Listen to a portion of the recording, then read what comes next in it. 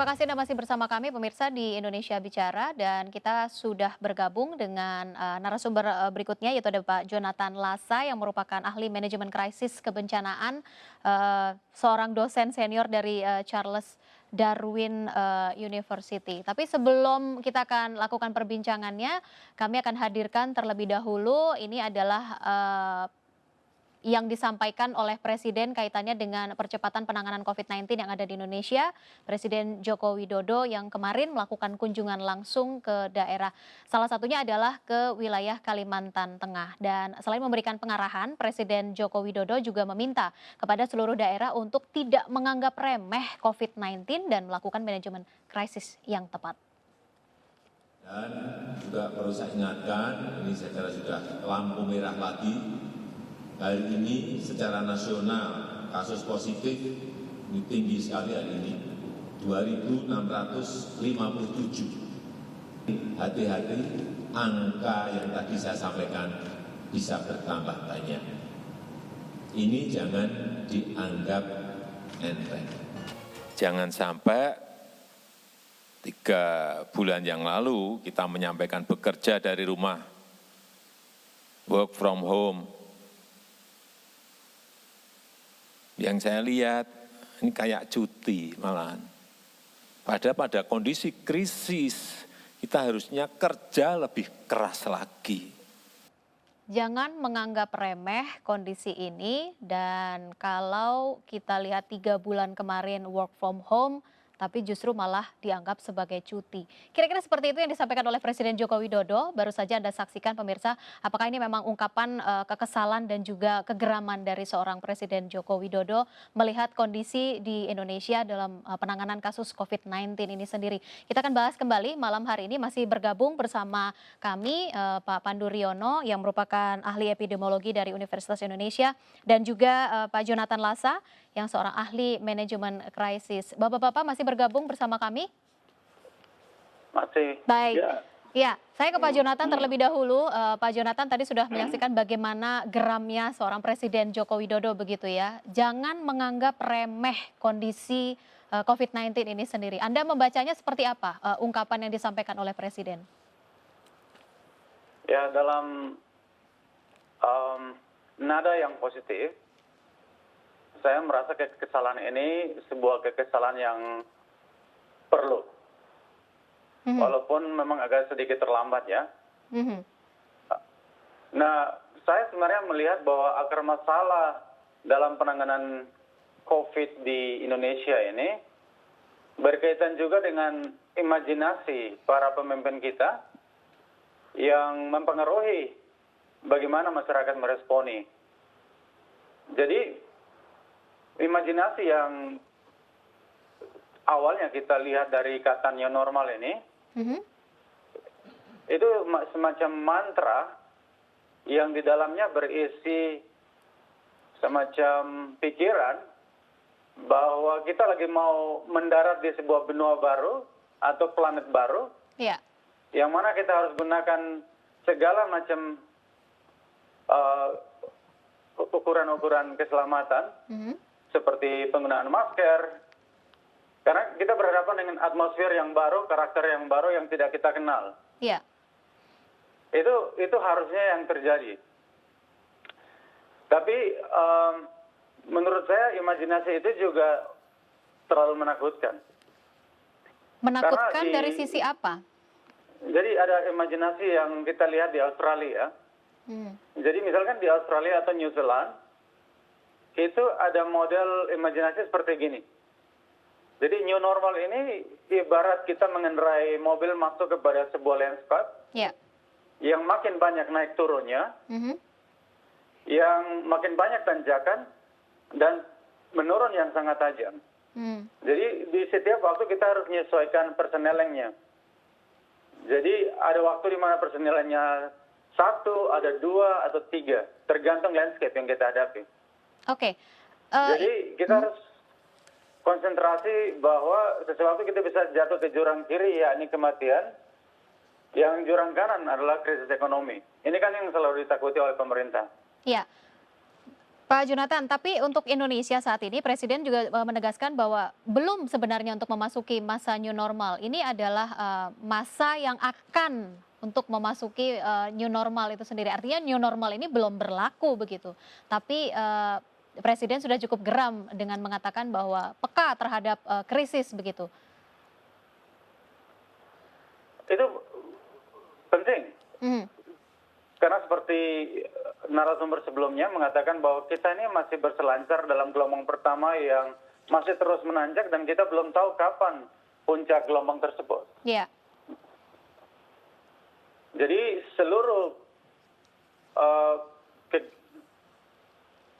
rutinitas harian kita Mhm.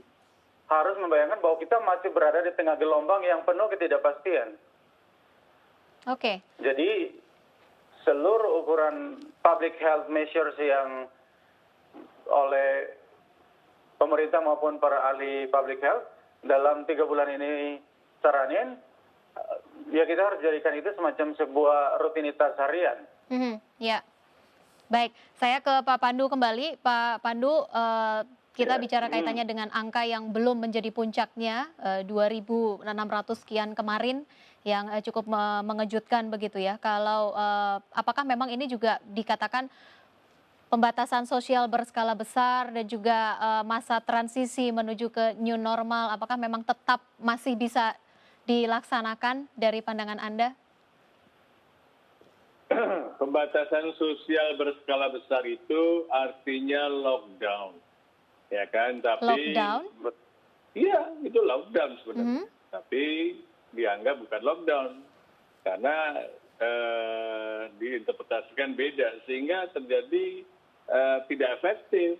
Ya. Jadi masyarakat itu masih bisa bergerak dan hanya dipatuhi 50% penduduk yang mau tinggal di rumah saja.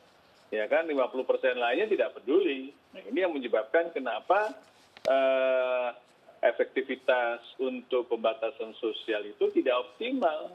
Jadi memang di beberapa wilayah menurun, tapi kan akhirnya naik lagi. Ya. Karena akhirnya penduduk juga bergerak, akhirnya dilonggarkan, akhirnya masuk masa transisi, masuk adaptasi baru. Jadi memang kita tidak mungkinlah melakukan pembatasan sosial berskala besar. Lebih baik nggak usah itu melakukan itu, karena toh tidak efektif. Ya. Nah ini kita harus memilih intervensi lain yang dimana kita masih bisa melaksanakan kegiatan sosial dan ekonomi, tetapi juga bisa mengendalikan pandemi. Jadi kita harus bekerja keras di mana? Surveillance. Kuncinya di pertemuan yang saya singkat sebagai temukan, testing, kontak tracing, dan isolasi. Sudah dilakukan? Dan penduduk, Bukankah hal belum tersebut juga optimal. sudah dilakukan Pak Pandu oleh pemerintah? Sudah Tracing, dilakukan, kemudian sudah isolasi, dilakukan, karantina. Tapi kan efeknya kecil. Testingnya masih sangat rendah kapasitasnya. Apalagi masih menggunakan rapid test. Ini yang menjadi masalah. Di Surabaya menjadi sebab besar itu karena awalnya banyak sekali melakukan rapid test. Sehingga banyak orang yang seharusnya bisa diisolasi, karena non-reaktif tidak diisolasi, terus menyebarkan. Jadi ada salah strategi di kita. Kita harus langsung fokus pada penyiapan testing yang akurat, yaitu PCR. Dengan testing, kemudian melakukan kontak tracing yang sangat masif, dan melakukan isolasi, itu akan menekan penularan. Itu yang belum bisa dilakukan. Walaupun pemerintah sudah menetapkan harga untuk rapid test 150.000, tetap tidak efektif juga untuk Anda ya, menurut Anda? Itu kan cuma harga, kita nggak mau pakai rapid test kok. Tidak mau pakai rapid test ya? Kita mau PCR, itu malah seakan-akan mengizinkan rapid test.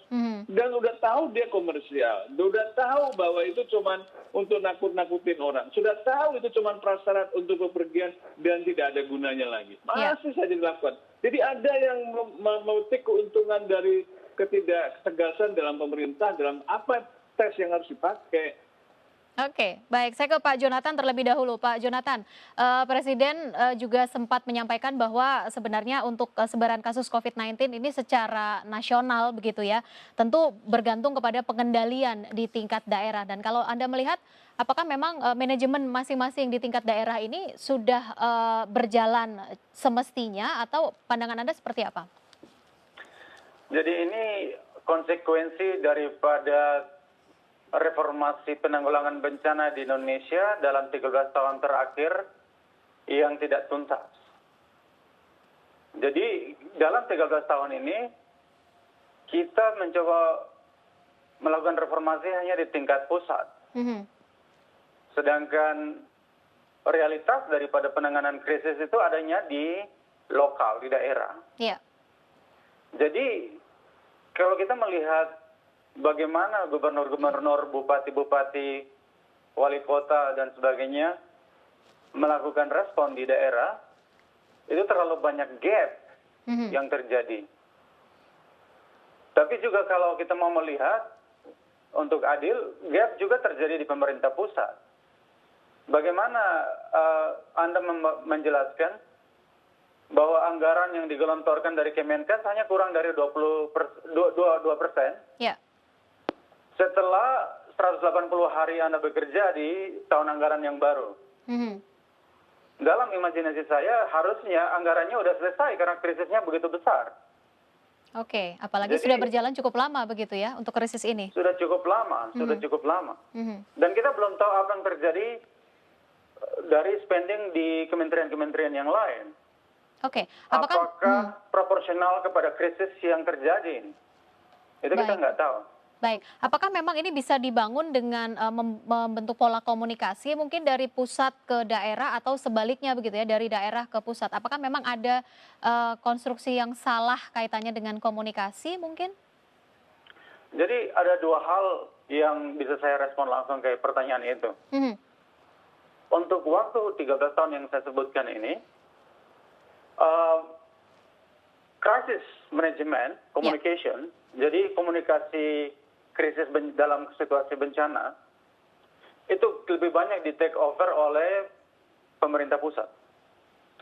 Hampir tidak ada proses capacity building yang sistematis buat pemimpin-pemimpin di daerah. Oke. Itu kita lihat dari gempa Palu, dalam bencana-bencana yang kita lihat dari tahun 2015 sejak Pak Jokowi naik juga, bahkan sebelumnya, hingga hari ini. Jadi kalau hari ini misalkan gubernur-gubernur dan pemimpin daerah yang lain tidak mampu melakukan sebuah tindakan yang sifatnya cepat, tepat, tegas, dalam kondisi yang betul-betul orang bilang darurat, ya itu memang karena hasil daripada kegagalan kita nggak melakukan pekerjaan rumah dalam 13 tahun terakhir ini. Baik. Dan negara-negara yang sukses, itu bukan karena mereka terlalu luar biasa, tapi karena PR-nya dikerjakan dalam 13 tahun terakhir ini. Baik, dengan kondisi saat ini Pak Jonathan, apa yang bisa dilakukan oleh pemerintah daerah dengan cepat, apalagi sudah ada himbauan dari Presiden Joko Widodo begitu kaitannya dengan manajemen krisis ini sendiri. Apa yang bisa dilakukan dengan cepat dengan kondisi saat ini? Saya ambil contoh ya, di NTT, itu civil society udah memikirkan bagaimana caranya pemerintah daerah seharusnya bisa mengambil tindakan tanpa harus menunggu pemerintah pusat. Ya. Salah satu seperti yang tadi dikemukakan oleh Bapak Profesor dari UE, bahwa kita bisa melakukan kontak tracing sendiri dengan target-target lokal yang sesuai kebutuhan lokal. Ya. Tanpa harus bergantung kepada pusat. Tapi kemandirian berpikir di tingkat daerah ini memang sebuah PR yang perlu diselesaikan dalam jangka panjang. Nah, untuk hal yang sekarang harusnya bisa dilakukan, tetap sama. Kontak tracing tapi dengan target yang lebih ambisius dari pemerintah daerah. Testing PCR yang lebih gesit ya, lebih ambisius. Lebih maksimal ya? Lebih maksimal. Misalkan debat di media sosial misalkan, tentang penggunaan kit PCR dan sebagainya yang harusnya bisa dilakukan berbasis sonasi misalkan, sehingga kita kemudian datang dengan skenario misalkan lockdown berbasis sonasi, tapi harus didasarkan oleh pengukuran yang proaktif. Oke. Tidak bisa model seperti yang sekarang. Jadi semua ide itu cukup ada di masyarakat maupun di kawan-kawan ahli kesehatan masyarakat maupun kawan-kawan kesehatan yang menggeluti masalah ini dalam 3 bulan terakhir. Baik, Tapi respon Pemda itu biasanya cukup terlambat. baik. Ya, saya kembali ke Pak Pandu. Pak Pandu, dengan angka yang baik, Halo? tampaknya terputus dengan Pak Pandu Riono. Baik, kita sudah tersambung malam hari ini, pemirsa, juga dengan Wakil Gubernur Jawa Barat, ada Bapak UU Ruzanul Ulum. Selamat malam, Pak UU. Pak UU, selamat malam. Ya, selamat malam. Baik, Assalamualaikum Pak UU. Waalaikumsalam warahmatullahi wabarakatuh. Baik, terima Selamat kasih. sore, selamat malam.